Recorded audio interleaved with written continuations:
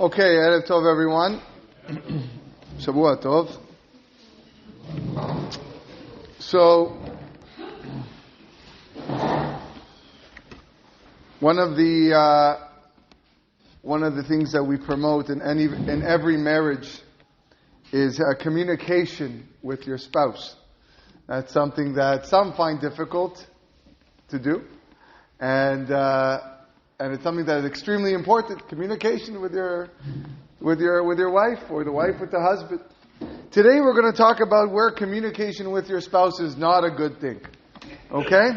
So you might, depending who you are, you might like this class, you might not like this class. But let's see what he says. That just like we're not allowed to share Lashon Hara with a stranger, we can also not share Lashon Hara with our wife or a relative. So that's what we're going to talk about today. We are on Klal Chet Halacha Yud. We are now going to explain before whom one may not speak Lashon Hara. You should know, there's no difference regarding the prohibition. You cannot speak to any person, whether that person is a relative or non-relative, or even to his own wife, unless it involves a matter that he must inform her. Why? Because of any future benefit to her. For example, let's say the wife is running a business and she is extending credit to some people who are not trustworthy. And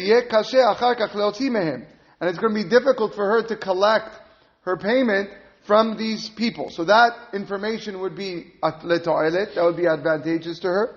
And therefore, being that he's protecting his wife from financial loss, it would be allowed. He can tell his wife about the problematic nature of these borrowers, and warn her against lending them money. The same would apply to business partners, where one partner may want to tell his business partner about certain individuals, who in his opinion are not known to be trustworthy. And this applies to all similar cases. Like it's mentioned in the Gemara,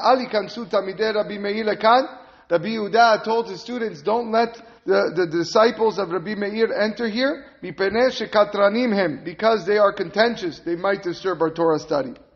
Maybe even if one is not familiar with the difficult nature of the borrower, the ones that borrowed money from his wife, he just heard a rumor about it. He's still allowed to tell his wife what he heard about them. And caution her in the future.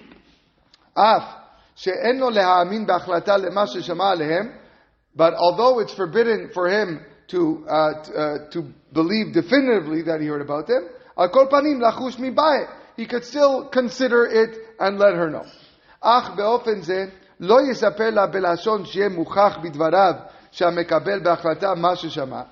When he's telling his wife, he shouldn't tell her in a manner that indicates that he believes it 100% as fact. He should tell her, Shamati al ploni kach vekach, I heard so and such about this person. Alken hizahari shelo takifenu. Make sure you don't extend him any credit. Avabelav hachi en shum chiluk bedavar. But without this consideration, there is no difference in the matter between relating Lashon Hara to his spouse or to another person. Verabim mishtabshi. I'm sorry? What if it's in the newspaper? Can you believe the newspaper kind of thing and tell your wife? You can let your wife know in that situation. Is very public knowledge. It's a newspaper. You can definitely let your wife know and say, listen, I read an article in the newspaper that this company is fraudulent, or at least being accused of fraudulence, and let her know that. That is clearly, that is allowed. Even if it's a single person? Well, yeah. It's not. it's being suspicious. We said it's being suspicious. It's fine. Now you cannot believe it unless it's proven to be fact. Okay, it's just the fact that they're in court and they're investigating. But you can be lachush is allowed to be suspicious of it, to be worried about it, and keep guard and tell your wife and inform her. Listen, I'm not sure about this company. Maybe don't use them. That is allowed. Okay. V'Rabbi mishtabshin bazeh. The Chavetz Chaim says that many people make a mistake with regards to this halacha. Shemesaprin linshotehen kol ma she'era lahem im plonim plonim bebet hamidrash o bashuk. Men often tell their wives every interaction that took place, or every problematic interaction that took place between them and somebody else in the workplace. I would vouch to say the exact opposite. Okay, that really it's the ladies that tell the men everything that happens in the workplace. But you should know that this law applies to ladies too. Just because he's using men's experience in the workplace, this applies also to women in their workplace. They cannot just go and share everything they hear. Aside from the fact that when the husband tells his wife what happened in the shuk, what happened in the market, and what happened in the Bet Midrash, it's Lashon Hara. Odhu marbe bazeh machloket. He increases machloket through this talk. Ki hi bevadai titorasina, because his wife is going to harbor hatred. V'tariv avur zeh im ploni or im anshe beto, and she's going to fight with that individual or family members on the account of that mistreatment towards her husband. V'gam tesiteo lelech od ve'lariv im ploni avur zeh. Moreover, the wife is likely to urge her husband and confront the individual. Ultimately, she will degrade her husband because of what happened. Therefore, to avoid all types of averot and aggravation, if a person really is shomer al nafso, he takes care of his neshama. Don't disclose matters as such to his wife. This is a very, very good piece of advice by the Chavetz Chaim. So it's always great to communicate with your spouse about life. If something's bothering you, no question. Have that two-way conversation. She's there to help you. Ezer kenegdo.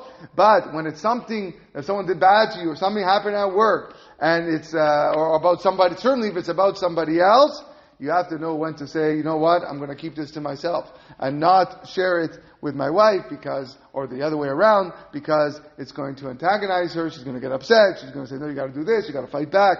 So it's always, you have to be smart. Chacham einav berosho. Know when to say things and when not to say things. V'gam, halacha yud aleph, en chiluk be'isuro. There's no difference with regards to the prohibition. Ve'mina sipur haya lifnei anashim she'enam krovim shel ha'ish shu mesaper alav. Whether the Lashon Hara, which was, let's say, said by Reuven, was said in the presence of people who are not related to Shimon, the person he's speaking about, or lifnei kerovav, or whether they are Shimon's relatives.